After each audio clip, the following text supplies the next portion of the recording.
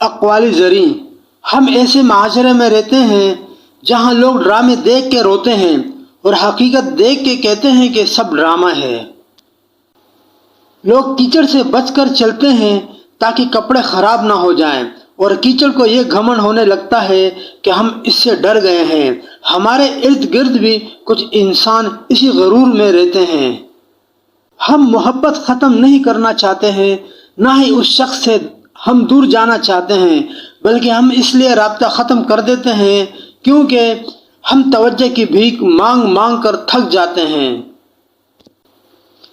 نہ دنیا سے، نہ دولت سے، نہ گھر آباد کرنے سے، تسلی دل کو ہوتی ہے خدا کو یاد کرنے سے۔ کامیاب لوگ اپنے ہونٹوں پر دو چیزیں رکھتے ہیں، مسکراہٹ اور خاموشی۔ مسکراہٹ مسئلے حل کرنے کے لیے اور خاموشی مسئلوں سے دور رہنے کے لیے۔ رشوت لینے والا خوش ہے کہ رقم مل گئی، رشوت دینے والا خوش ہے کہ کام ہو گیا، لیکن قرآن کہتا ہے یہ دونوں جہنمی ہیں۔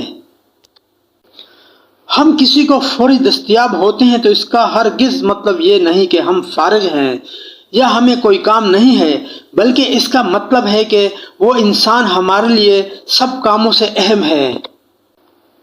اپنے ٹھیک ہونے کا دکھاوا کریں، زندگی کتنی ہی مشکل کیوں نہ ہو، چھپانا دوسروں کے ترس کھانے سے کہیں زیادہ خوبصورت ہے۔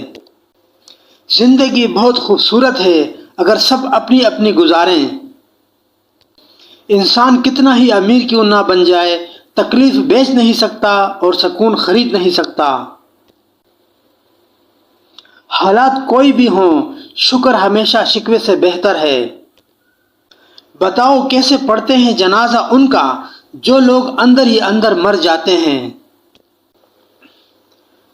کچھ وقت اور کچھ واقعات انسان کو اتنا خاموش بنا دیتے ہیں کہ ضروری بات کرنے کو بھی دل نہیں کرتا۔ ہو سکتا ہے اللہ نے تمہیں ہر طرف سے اکیلا کر کے خود سے دوستی کا موقع دیا ہو۔ صبر کرنا سیکھ لیں، اللہ سب جانتا ہے، وہ جانتا ہے کہ آپ کب کن وقتوں سے گزر رہے ہیں، اور اللہ وقت بدل دیتا ہے کیونکہ تبدیلی کائنات کا اصل ہے۔